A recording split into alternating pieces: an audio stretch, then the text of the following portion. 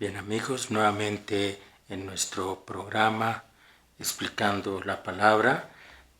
Habíamos empezado la semana pasada unas catequesis acerca de el tema de las postrimerías, muy poco platicado o muy poco tratado hoy en día por los sacerdotes o por los ministros de la Iglesia.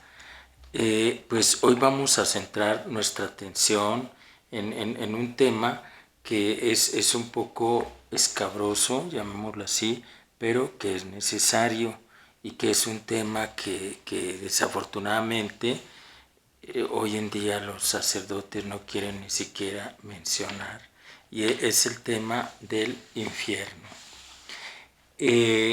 Vamos a leer un texto que va a iluminar nuestras reflexiones. Está tomado de el Evangelio según San Marcos, capítulo 3, del 20 al 35. En aquel tiempo Jesús entró en una casa con sus discípulos y acudió tanta gente que no lo dejaban ni comer.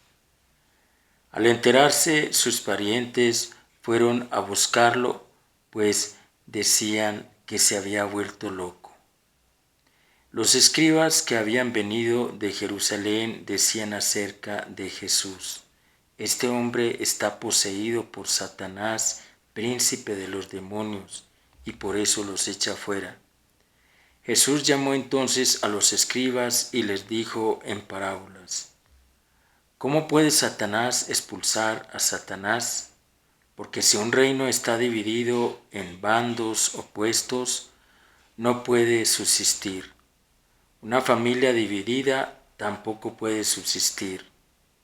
De la misma manera, si Satanás se rebela contra sí mismo y se divide, no podrá subsistir, pues ha llegado su fin. Nadie puede entrar en la casa de un hombre fuerte y llevarse sus cosas si primero no lo ata. Solo así podrá saquear la casa. Yo les aseguro que a los hombres se les perdonarán todos sus pecados y todas sus blasfemias, pero el que blasfeme contra el Espíritu Santo nunca tendrá perdón, será reo de un pecado eterno. Jesús dijo esto porque lo acusaban de estar poseído por un espíritu inmundo. Llegaron entonces su madre y sus parientes, se quedaron fuera y lo mandaron llamar. En torno a él estaba sentada una multitud. Cuando le dijeron: allá afuera están tu madre y tus hermanos que te buscan, él le respondió: ¿quién es mi madre y quiénes son mis hermanos? Luego, mirando a los que estaban sentados a su alrededor, dijo: estos son mi madre y mis hermanos, porque el que cumple la voluntad de Dios, ese es mi hermano, mi hermana, mi madre. Palabra del Señor. Te alabamos, Señor. Bien, amigos, siguiendo nuestra costumbre, nuestra metodología, pues vamos a ver este tema del infierno, como lo presenta la Sagrada Escritura. Encontramos menciones explícitas de Jesús acerca de esa situación, de ese estado, de ese lugar, en Mateo 5, 22, 29, también en Marcos 9, 43, 48, también en Mateo 10, 38, son textos donde Jesús hace alusión a este tema del infierno, pero no los vamos a leer porque no vamos a tener tiempo ahorita para hacerlo. Pero también queremos presentarles este tema del infierno, como lo menciona y como lo presenta el Catecismo de la Iglesia Católica. Encontramos en el Catecismo de la Iglesia Católica los numerales que tratan este tema son el numeral 1033, también el numeral 1034, numeral 1035. Igual vamos a leer alguno de estos numerales para que tengan ustedes una idea un poco más clara de lo que es el infierno y qué dice la Iglesia Católica acerca del infierno. Leemos en el numeral 1034. Jesús habla con frecuencia de la gehenna y del fuego que nunca se apaga, reservado a los que hasta el fin de su vida rehúsan creer y convertirse, y donde se puede perder a la vez el alma y el cuerpo. Jesús anuncia en términos graves que enviará a sus ángeles, que recogerán a todos los autores de iniquidad y los arrojarán al horno ardiendo, y que pronunciará la condenación: alejaos de mí, malditos, al fuego eterno. Esto es lo que leemos en el Catecismo de la Iglesia Católica, pero pues están también los demás numerales que ustedes podrán pues leer con más calma. El numeral 1033, el numeral 1035, el numeral 1036, donde la Iglesia presenta claramente esta doctrina acerca del infierno. Pero como lo hemos hecho en otras ocasiones, también queremos mencionarles algunos de los santos que han visto esta realidad del infierno y la han descrito. Una de ellas es Santa Faustina Kowalska, esta santa canonizada en el año 2000, la santa de la Divina Misericordia. Ella habla de este tema del infierno en el numeral 741 de su diario. Vamos a ver qué nos dice Santa Faustina acerca de este tema del infierno. Dice: hoy he estado en los abismos del infierno, conducida por un ángel. Es un lugar de grandes tormentos. Qué espantosamente grande es su extensión. Los tipos de tormentos que he visto. El primer tormento, que constituye el infierno, es la pérdida de Dios. El segundo, el continuo remordimiento de conciencia. El tercero, aquel destino no cambiará jamás. El cuarto tormento es el fuego que penetrará al alma, pero no la aniquilará. Es un tormento terrible. Es un fuego puramente espiritual, incendiado por la ira divina. El quinto tormento es la oscuridad permanente, un horrible, sofocante olor. Y a pesar de la oscuridad, los demonios y las almas condenadas se ven mutuamente y ven todos el mal de los demás y el suyo. El sexto tormento es la compañía continua de Satanás. El séptimo tormento es una desesperación tremenda, el odio a Dios, las imprecaciones, las maldiciones, las blasfemias. Estos son los tormentos que todos los condenados padecen juntos, pero no es el fin de los tormentos. Hay tormentos particulares para distintas almas que son los tormentos de los sentidos. Cada alma es atormentada de modo tremendo e indescriptible con lo que ha pecado. Hay horribles calabozos, abismos de tormentos, donde un tormento se diferencia del otro. Habría muerto a la vista de aquellas terribles torturas si no me hubiera sostenido la omnipotencia de Dios. Que el pecador sepa, con el sentido que peca, con ese será atormentado por toda la eternidad. Lo escribo por orden de Dios, para que ningún alma se excuse diciendo que el infierno no existe, o que nadie estuvo allí ni sabe cómo es. Esto es lo que nos dice Santa Faustina Kowalska acerca de esta realidad del infierno. Pero también quiero leerles un parrafito del diario de Sor Lucía de Fátima, una de las tres pastorcitas que también tuvieron esta visión del infierno.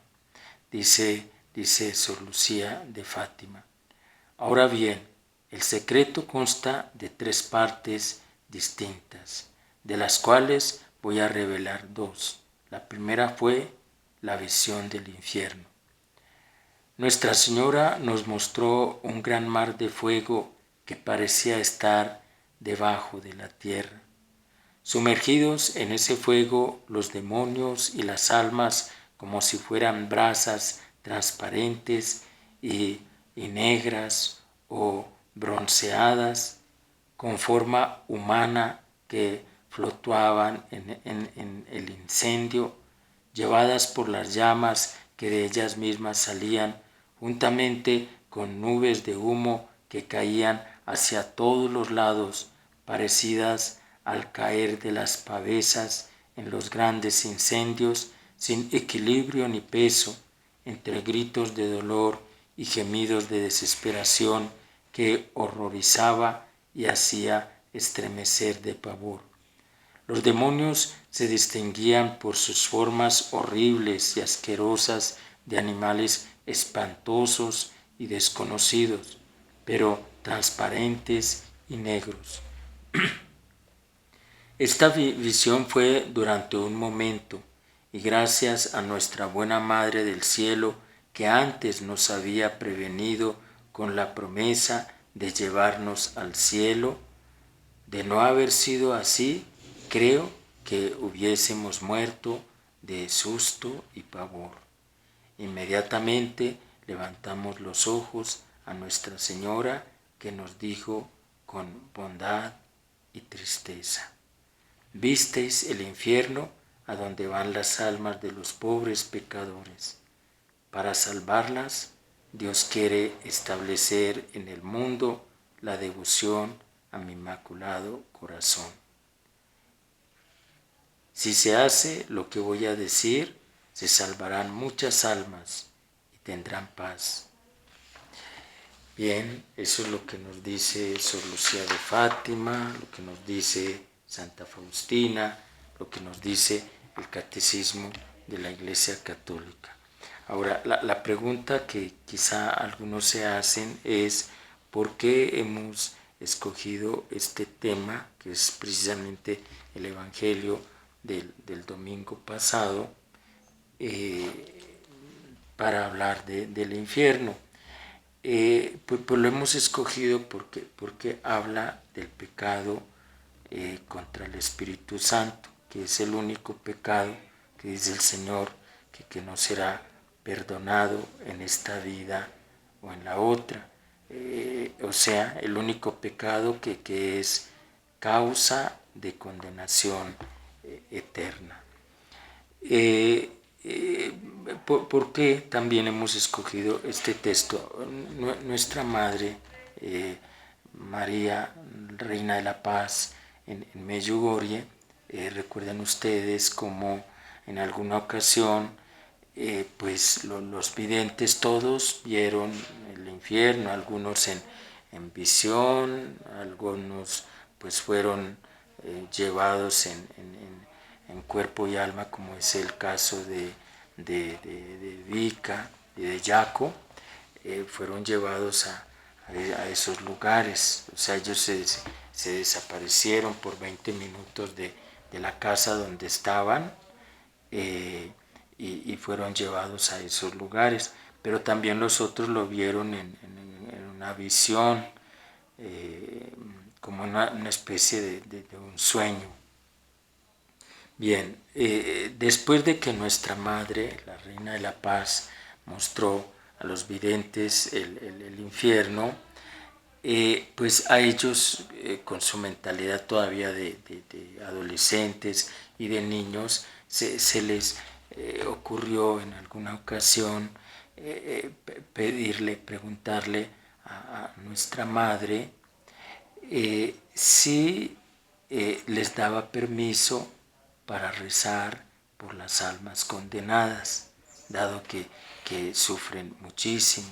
Y nuestra Madre enfáticamente pues les dijo no, por esas personas ya no pueden rezar, porque esas personas han hecho una decisión eterna en contra de Dios. O sea, ellos eternamente ya no quieren, ya no quieren ver a Dios. O sea, no lo aman, no pueden vivir sin Él, y ahí es donde está el misterio.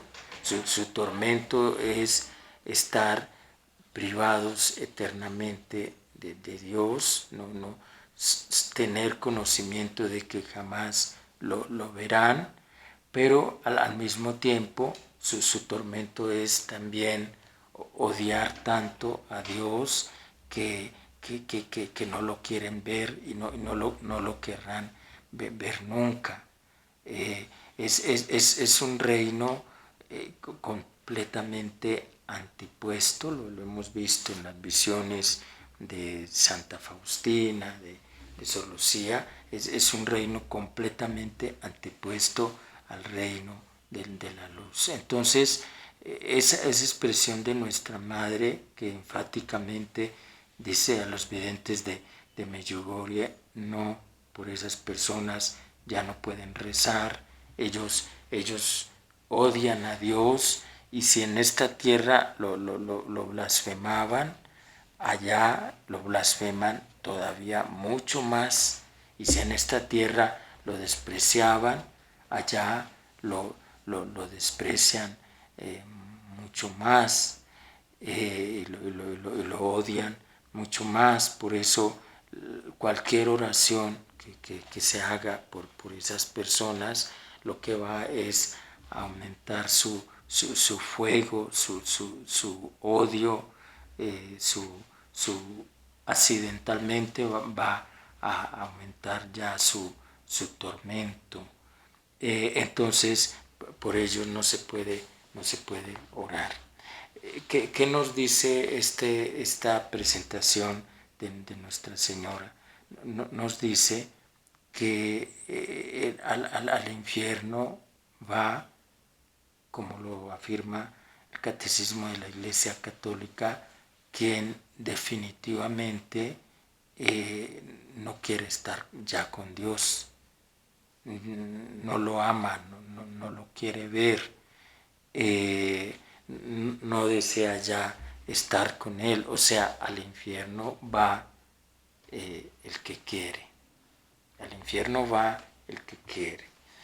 Dios da durante esta vida todas las gracias, todos los dones, todas las compasiones, toda la asistencia, todas las oportunidades de arrepentimiento. Da como un regalo para las almas de buena voluntad el remordimiento, que es la base del arrepentimiento, y el arrepentimiento es la base de la conversión. Ahora, seguramente que ante esta afirmación que les estoy haciendo, de que al infierno va el que quiere, y que los que están en el infierno están porque quieren estar allí, lo que muchos de ustedes que me están escuchando me van a decir, ¿quién va a querer ir allá? Entonces, como dicen los teólogos modernos o los apóstatas, pues ¿quién va a querer ir allá? Y de ahí se agarran los teólogos modernos, los apóstatas o los integrantes de la contraiglesia y los masones, para afirmar que el infierno está vacío.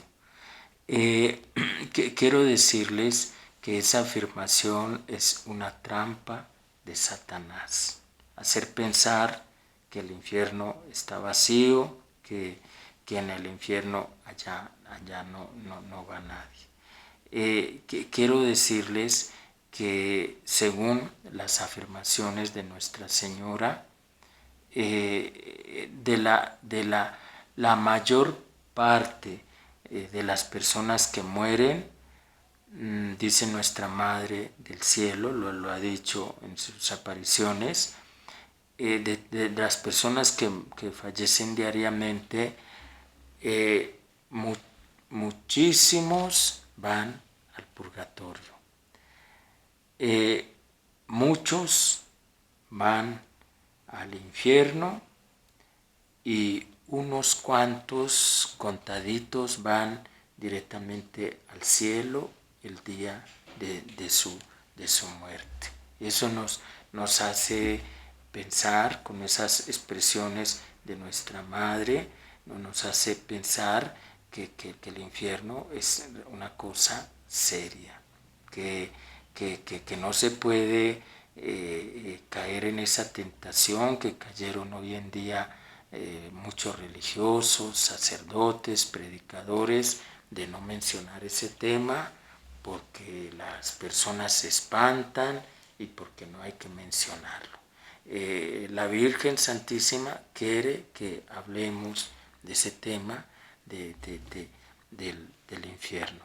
Ahora, les decía, pues con esta presentación que se nos acaba de hacer y con la afirmación de que al infierno va el que quiere y va por su propia voluntad, pues ¿quién va a querer ir al infierno? Pues quiero explicarles con un ejemplo cómo este pecado contra el Espíritu Santo, que es la principal causa de condenación, es mucho más común de lo que ustedes puedan pensar.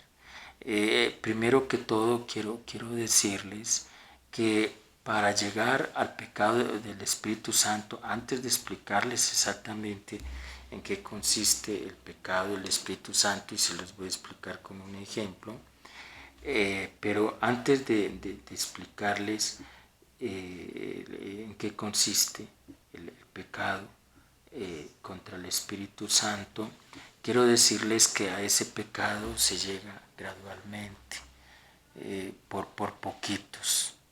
¿En qué consiste ese pecado contra el Espíritu Santo, que es la principal causa de condenación y que es mucho más común de lo que podamos pensar?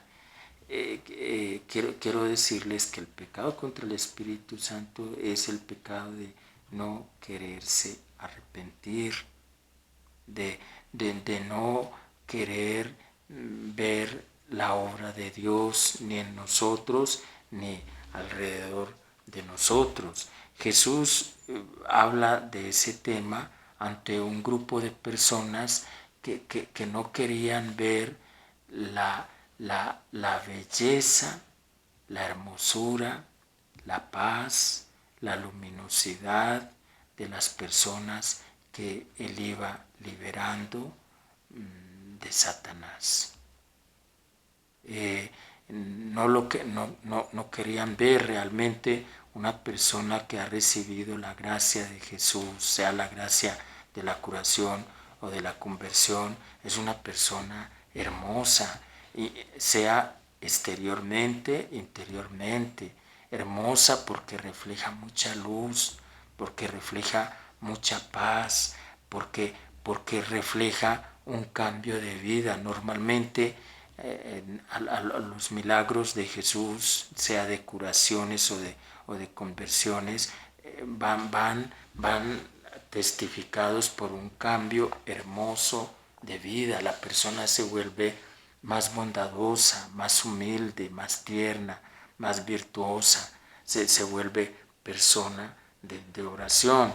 Entonces a mí se me hace complicado entender cómo estas personas que acusaban a Jesús de sacar a los demonios con el poder de Satanás, cómo habían llegado a un grado de satanismo tal, un grado de perversión tal, un grado de ceguera tal, un grado de pecado contra el Espíritu Santo, que lo bueno lo veían como malo, lo hermoso lo veían como feo, lo virtuoso lo veían como horrible, lo luminoso lo veían como oscuro. A ese grado llega la persona que ha cometido el pecado contra el Espíritu Santo. Es decir, la figura hermosa, radiante, esplendorosa, tierna, amorosa de Cristo se les vuelve fea, se les vuelve oscura, se les vuelve antipática, se les vuelve indeseable. O sea, nosotros cuando contemplamos a Jesús, sus milagros, su amor, sus conversiones, sus intervenciones, que quedamos enamorados de la persona de Jesús porque nos parece tan hermoso, tan pacífico, tan bondadoso, tan tierno, tan deseable, que más lo contemplamos y más decimos, yo sin Jesús no puedo vivir. O sea, yo sin Jesús ya no aguanto, yo no veo la hora de terminar lo que tengo que hacer en esta tierra para fusionarme en Él, para estar eternamente con Él. Entonces, es así como se nos hace difícil a una persona que está viviendo la conversión decir, pero ¿cómo es posible? ¿Cómo es posible que haya alguien para el cual Jesús sea antipático? Alguien que calumnie tanto a Jesús hasta decirle que es con el poder del demonio que Él hace esas cosas tan hermosas como dar paz, como iluminar, como sanar, como unir, como perdonar, como santificar. O sea, ese precisamente es el pecado contra el Espíritu Santo. O sea, en realidad podemos decir que el pecado contra el Espíritu Santo es una parte del misterio de la iniquidad llevado a tal grado de odiar a Dios. Por eso decíamos que la persona que se condena, la persona que va al infierno, es una persona que va allá porque decidió con su libre albedrío, con su voluntad inicua, ir allá. Es una persona que, como dice Mamita María, por ella ya no se debe rezar, porque ella nunca va a querer estar con Dios. Y ahí está el misterio. Son personas, los demonios humanos o demonios angélicos son seres que no puede, su tormento más grande es no poder ver nunca más a Dios y no poder estar nunca con Dios. Pero también su tormento es odiar tanto a Dios que aunque lo pudieran ver como vieron a Jesús los demonios cuando descendió a los infiernos en esos 3 días antes de su resurrección, pues aunque lo pudieran ver como lo vieron los demonios, muy en contra de su voluntad, para ellos verlo es un tormento, no es una alegría, para ellos es un castigo, porque ellos lo odian. El día del juicio final ellos lo verán, lo verán, pero verlo será para ellos su infierno eterno, porque no será una alegría, no será un gozo, no será una paz. Ese es precisamente el pecado contra el Espíritu Santo. Ahora, quiero también hoy yo voy a concluir este programa con un ejemplo de una persona de mi parroquia que se decidió irse al infierno y que yo no pude hacer nada para evitar la caída de esta persona en el infierno. Pero antes de platicarles esa experiencia tan dolorosa que tuve en mi vida de sacerdote, de párroco, que quiero decirles que a ese grado extremo nunca se llega de la noche a la mañana. El demonio para quedarse con un alma empieza por poquitos. El modo más común del demonio de ir llevando a una persona al pecado contra el Espíritu Santo es la metodología de postergar. Entonces va camino hacia ese pecado o está en peligro de ese pecado todos aquellos católicos o creyentes que habitualmente viven en una situación de pecado y que a los llamados de su conciencia, a los remordimientos, a las invitaciones a la conversión, normalmente dicen, luego me confieso. Eso es algo que yo veo muchísimo en mi parroquia. Cantidad de personas que están en unión libre, cantidad de personas que llevan 20, 30 años viviendo en pecado mortal y a la invitación de cuándo vas a arreglar tu vida, cuándo vas a componer tu situación con Dios, cuándo te vas a poner en gracia de Dios, dicen, luego lo hago con el tiempo, dentro de unos años, luego me convierto. Entonces, ese es el primer paso para llegar al pecado contra el Espíritu Santo. Bien, les decía, amigos, que a este pecado contra el Espíritu Santo, que es la principal causa de condenación eterna, que es el pecado que dice Jesús que no será perdonado ni en esta vida ni en la otra, no se llega de la noche a la mañana. Ese pecado es un pecado de endurecimiento total del corazón, al cual se va llegando por poquitos. O sea, les decía que el primer paso que normalmente Satanás da para conducirnos o conducir a una persona a ese pecado es la actitud de postergar la conversión.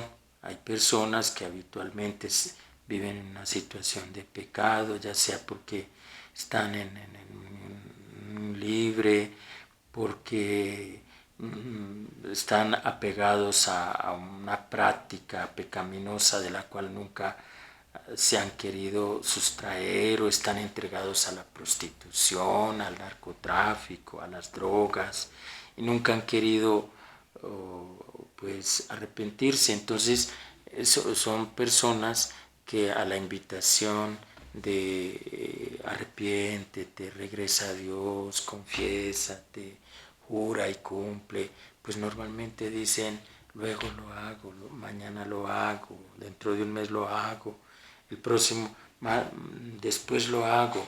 Y llegan a tal grado estas personas que pues llega un momento de su vida en que ya no quieren, o sea, ese luego ya ni siquiera es proyectado, añorado, ni deseado. O sea, son personas que ya pues terminan diciendo, yo ya no quiero, yo ya no me quiero convertir, yo ya no tengo salvación. Y son personas que terminan pues odiándose a sí mismas, odiando a Dios y odiando a los demás. Ese es el caso de una persona que ya cayó en el pecado contra el Espíritu Santo, o sea, cayó en el pecado de impenitencia, como comúnmente el catecismo y la iglesia llaman a ese pecado de impenitencia. Les decía, amigos, que quiero concluir este tema platicándoles una experiencia muy dura para mí como sacerdote, de una persona que decidió irse al infierno y que pues fui obligado por los familiares de esta persona a respetar esa decisión de esta persona que se quería ir al infierno. Se los voy a platicar a grandes rasgos la historia de esta persona. Es una persona que falleció más o menos a la edad de 64, 65 años, no estaba tan grande.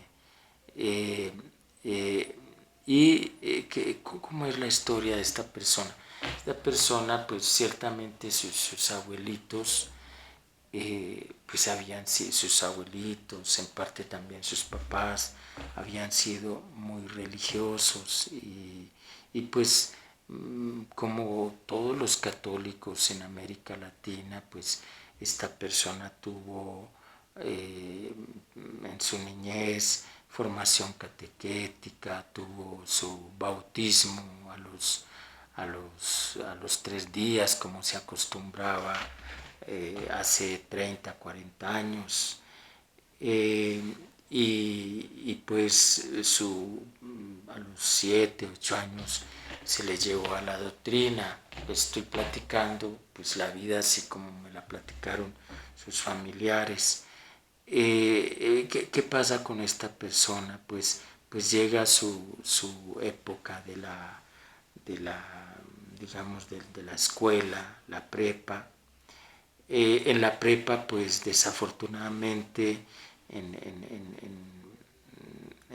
México, pues este poder de la masonería es muy fuerte y desafortunadamente está mezclado, muy mezclado, sea en los círculos políticos, pero también en los círculos educativos, sobre todo en los círculos universitarios. Ahí es donde la masonería realiza su mayor trabajo. Entonces, ¿qué pasa con este joven, con este señor? Pues ya en la prepa empieza a encontrar maestros, sobre todo maestros de las ciencias humanas, filosofía, que le empiezan a insistir mucho sobre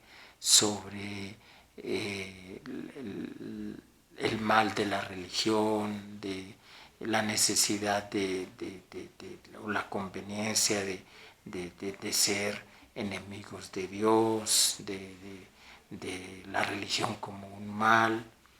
Y pues esas expresiones al inicio no causan tanto daño, pero sí dejan una cierta incertidumbre en la persona, una cierta inquietud. y en algunos casos se vuelven la causa de que personas como el pueblo mexicano, tan educados en la vida de fe por parte de la familia y en la doctrina católica por parte de sus familiares, pues empiecen a experimentar un cierto rechazo a los mandamientos, a la misa dominical, a la confesión, a la iglesia, un cierto odio por la iglesia. Entonces, ¿qué pasa con este señor? Digamos que ahí en la prepa pues empiezan a trabajarle los maestros, sobre todo los maestros de filosofía. Y él pasa nuevamente, luego terminando su prepa, pues pasa a la UNAM. Y él escoge las ciencias humanas, antropología y filosofía. Es la carrera que esta persona sí. ¿Qué pasa? Pues que ahí estos maestros de filosofía y de antropología pues le inculcan un odio terrible a Dios. Ahí prácticamente que lo rematan, digámoslo así. Rema, llevan a cabo en esta pobre persona la obra de Satanás. Sus familiares, sobre todo sus abuelos, sus papás, pues ellos pensaron que terminando la etapa de la universidad y dado que había tenido buenas raíces, buena formación en su niñez, pues que eso le iba a pasar, le iba a pasar y pues ellos no se preocuparon tanto, decían, no, pues él empieza el ejercicio de su carrera y el ejercicio de su profesión y eso le va a ir pasando y lo que le enseñamos en la niñez pues va a regresar y algún día él va a regresar a Dios. Pero ¿qué pasa? Que esta persona pues no fue así como esperaban sus familiares. Él se casa, le inculca a sus hijos, a su esposa, el odio a Dios, el rechazo a la religión y pues en esa actitud pues forma también su familia hasta que llega pues la edad de edad adulta, digámoslo así, la tercera edad, que es cuando se da el encuentro de esta persona con un servidor, son los años en que yo llego a esta parroquia. ¿Cómo supe de la historia de esta persona? Por un familiar ya un poco lejano, o sea, un primo, una prima que está aquí en la iglesia con nosotros y que hace parte de nuestros grupos de pastoral. Y entonces, resulta que es a través de esta pariente que yo vengo a conocer toda la historia de este señor, de esta persona. Tenía yo más o menos un año de haber llegado a la parroquia, año y medio, cuando me dice esta persona, me dice, ¿qué cree, padre? Ando muy preocupada por este familiar mío, no es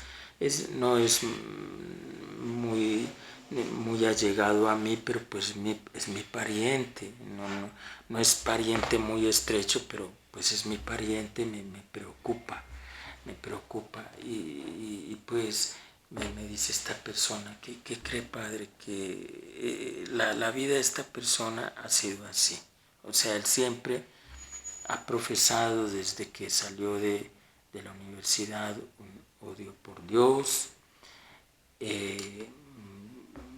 hemos tratado los familiares más lejanos de ayudarlo, de corregirle eso. Nunca se ha podido, así formó sus hijos. Y resulta que a este familiar el año pasado los médicos lo declararon incurable, o sea, él está en una situación ya terminal.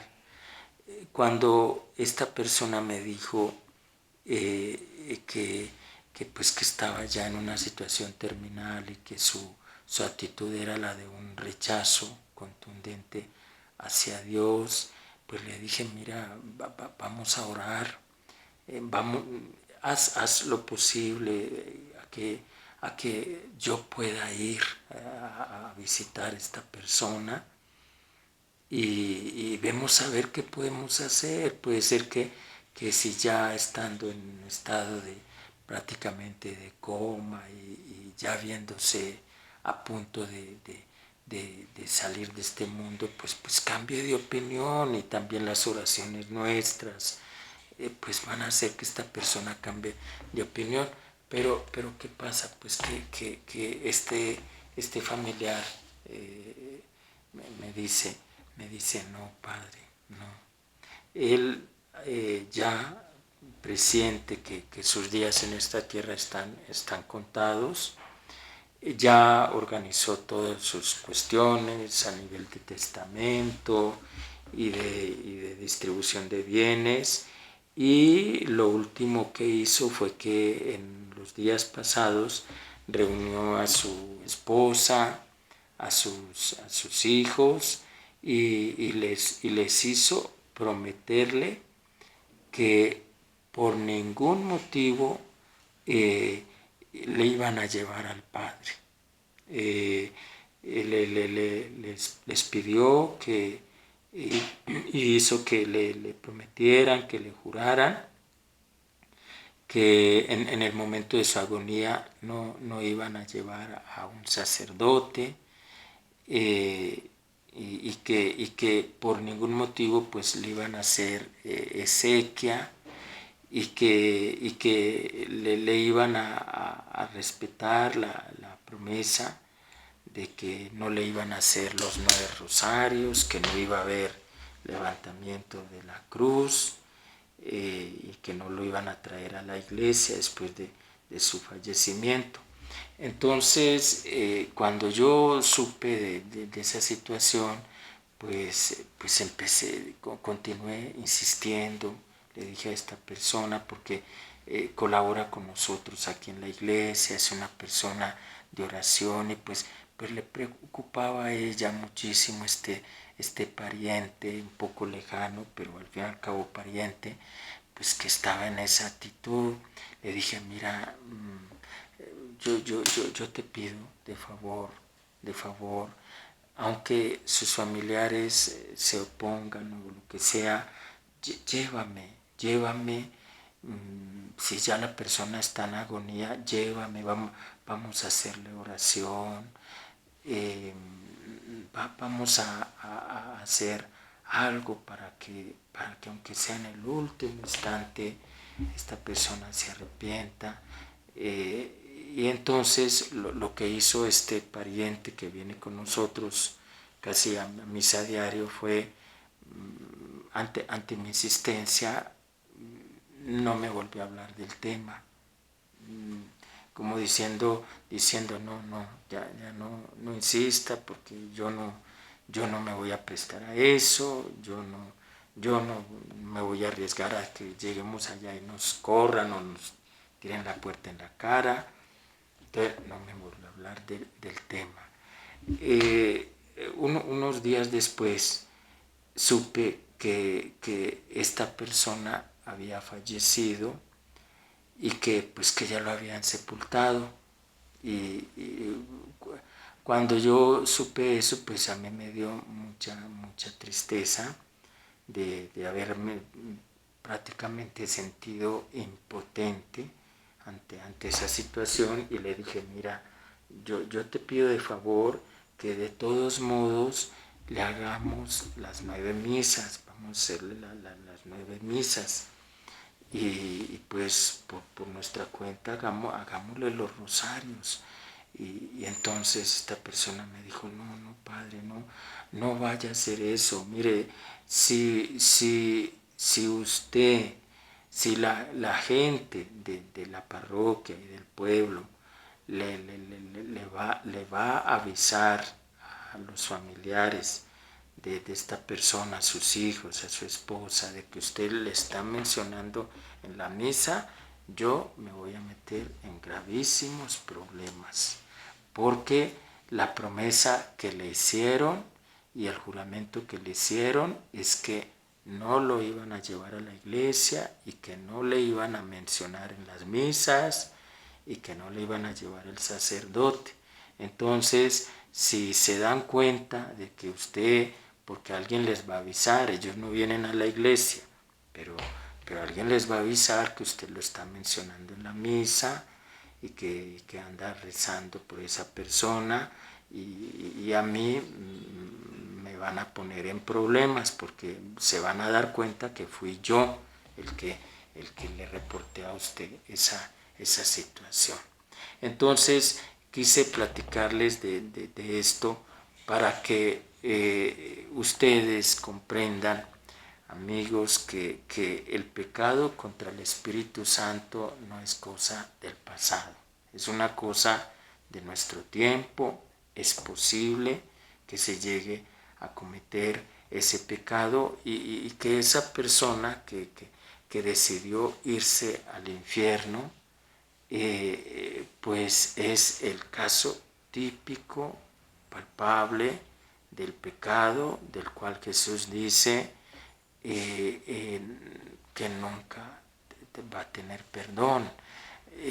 A mí me impactó muchísimo que constatar que no era que esta persona que se quiso ir al infierno no creyera en Dios. No, claro que esa persona sabía de la existencia de Dios, pero no lo amaba, no quería estar eternamente con Él.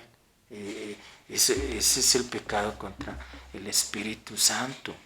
Y alguien dirá, pero ¿es posible eso después de lo que el Padre nos leyó de Santa Faustina Kowalska acerca del infierno, de su Lucía de Fátima? Es posible que en esta vida hayan personas que definitivamente no amen a Dios, sepan que Dios existe, pero que no lo amen. Pues es posible. Yo quiero decirles que entre las cosas que me llevan a decirles que esta persona sabía de la existencia de Dios pero no lo amaba, pues fueron acontecimientos que se dieron en su vida y que se dan en la vida de los no creyentes y que me fueron platicados por este pariente que viene a la iglesia.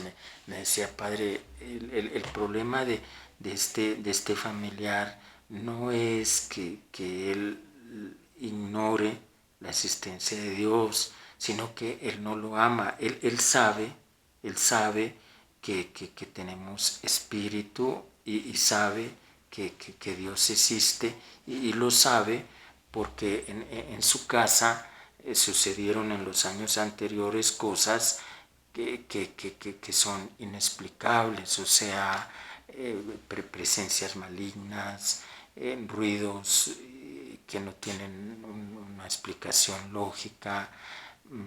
Llegaron a sucederse, por ejemplo, cosas que se levantaban de la mitad de la mesa y caían al suelo sin una explicación lógica, puertas que se abrían de una forma ilógica sin que hubiera viento.